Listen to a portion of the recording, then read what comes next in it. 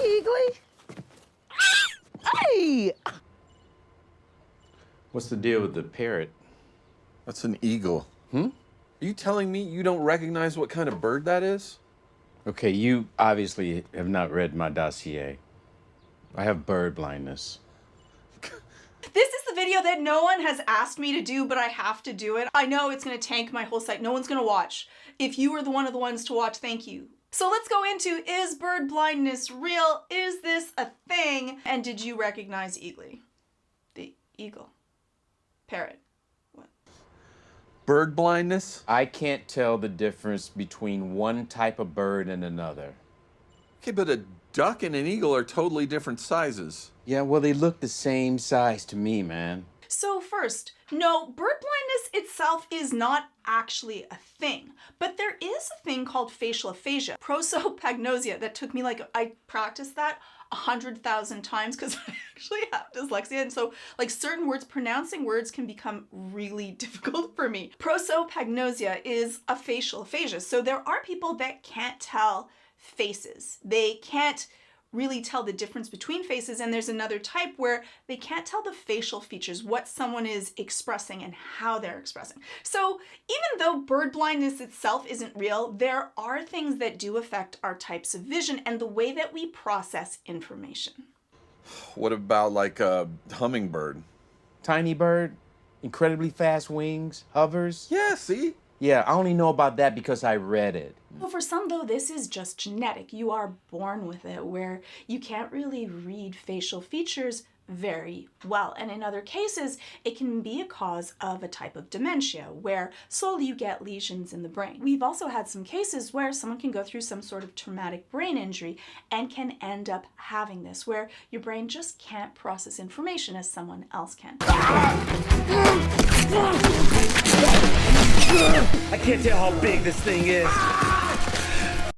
Bird blindness. Anytime that you're dealing with an invisible illness, an illness that other people don't see, you can also often get judged, or people don't really understand it. When we're dealing with wounds that are on the outside, like you have a broken arm or a wound, that's really easy to be able to interact with because you can see it. And so people look at it as being more real. The problem with an invisible diagnosis, like if you're dealing with anxiety or depression or bird blindness, is that other people don't really know, and so because of that, they may not really understand or even appreciate the amount of difficulty that you might be going through. A lot of times people also try to diminish what you're going through. Often it's actually to try to be kind, not to be diminishing, but a lot of people can often feel upset by that. Oh, it's not that bad, you're gonna be okay, or you're only doing this for attention. It isn't really that bad. It's hard for other people to sympathize or properly empathize with.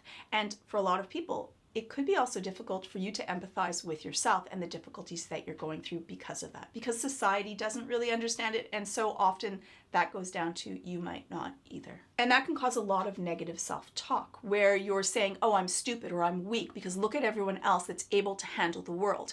But because the load that you're carrying, no one else can see, that can become a really difficult thing to be able to go through. And that negative self-talk might reflect that as well.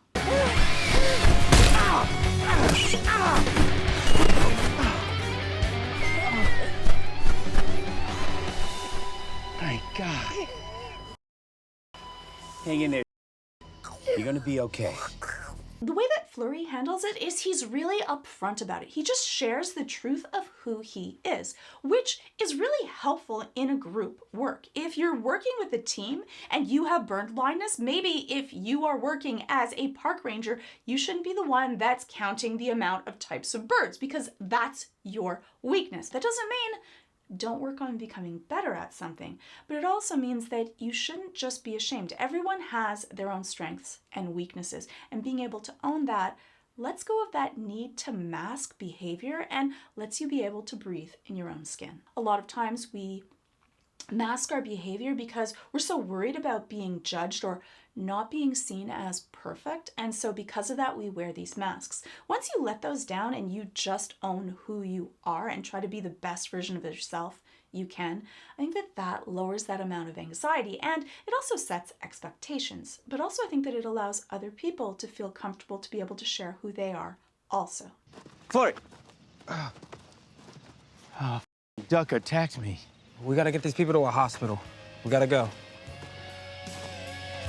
When we're talking about things like eyewitness testimony, there's actually a lot of cases where you can be completely wrong. We think that we are really good at remembering what we see, but there's many different reasons that we can take a look at a scene and be completely inaccurate at it. And it doesn't mean that you have bird blindness, but we all have certain things that we will be more attuned to, especially if we practiced or not practiced them. Hello? Why didn't you tell us Smith has some kind of superpowered duck? A meta duck. He's got a regular eagle. That regular eagle just took down 5 agents. One's in the ICU. And for people that are dealing with facial aphasia that aren't able to read emotions, it can actually really change the way that you interpret situations. For a lot of us, we take for granted the things that we naturally understand. To know that not everyone can read everything exactly how you do, and everyone has different strengths and weaknesses in those areas, it can be then very difficult to be able to interpret situations. How is someone really feeling? How are they interacting? And that can actually cause a lot of social anxiety when you're worried about misstepping because you're not getting out the right information. And so a lot of different ways in which we interact can be changed depending on the way that we process information and how well we hold it. Blame him. I told him about the eagle. You told me it was a duck. Why would I say an eagle is a A duck? practical joke. Trying to use my disability against me. Is it funny? Yeah. Very. But you almost got killed. I said eagle. None of this matters. But in some ways, humor can be a way to be able to make everything feel okay. People use humor in order to deal with anxiety, to deal with anger, and to be able to make people feel comfortable in different situations. I like that Flurry owns who he is, even if he's completely misattributing what was said at the time. And it's also okay because Flurry himself is the one that's making humor with it. It doesn't always mean that that means it's okay for you to do it. You want to be able to read the different body language to know if you're treading on steady ground or not as well. A lot of times we project or we blame others so that we don't have to take responsibility for ourselves, as Ginger Cool did not say that it was a duck. He definitely said it was an eagle, but often if you're not used to being able to understand a certain set of information, what comes in and what comes out can be completely different. What you think you heard may not be what you actually heard. I think that it would be really helpful for more people to be able to think, maybe I was wrong, instead of dying on that hill that I was definitely right, when all of us can misattribute certain situations and be completely wrong about it. So bird blindness itself is not real, though prosopagnosia, but people can have prosopagnosia. I've had to say that 1,000 times for my own reasons.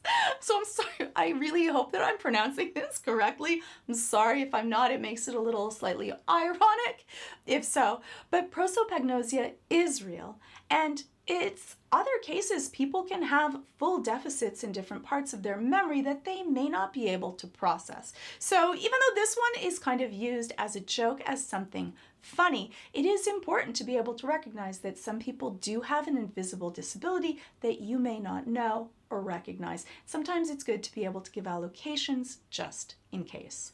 And here we have it. If you know what I was dressed up as today and you made it this far in the video, thank you so much. You can let me know in the comments below. Yes, there is only one right answer. You better get it.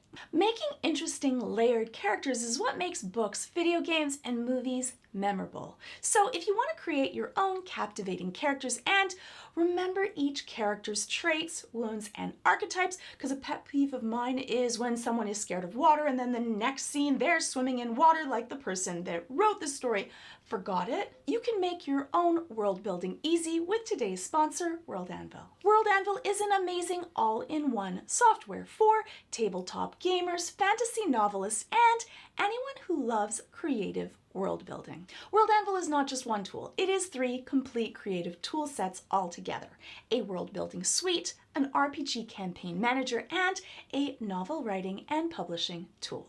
As someone who's battled with cave trolls and dungeons, run in the shadows, hammered wars, and basically played RPGs all my life, today's sponsor is just so incredibly perfect. Whether you're game mastering, game planning, writing, doing any type of world building, World Anvil has you covered. With interactive maps, tools to help you keep all of your original settings for D&D, Pathfinder, and 45 plus different RPGs to keep all your essential lore and stats one quick click away for fast, hassle-free prep and immersive settings. See what millions of game masters, players, and writers have been raving about. It is just bloody fun. And if you're like me who has lost a character, it is heartbreaking. But with World Anvil, you don't have to worry. You can create your own worlds and take care of your characters to really bring your campaigns to life. It'll make beating Strahd as easy as pie, possibly not. Don't take my word for it. Or if you want to create your own world or book, it has all the best tools to help you write, organize, and enjoy. You can even publish rich settings with complex characters, write, world build, and manage a story all with a single platform.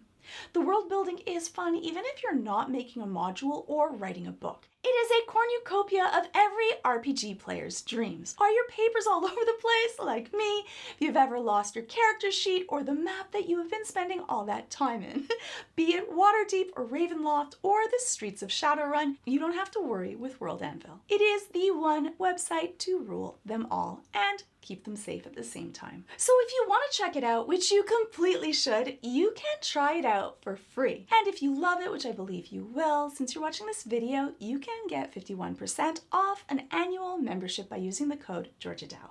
Just click on the link in the description to use the code Georgia Dow. Clicking on that link helps out this channel, so thank you so much. And for more psychology of your favorite shows, hopefully I'll see you in the next video.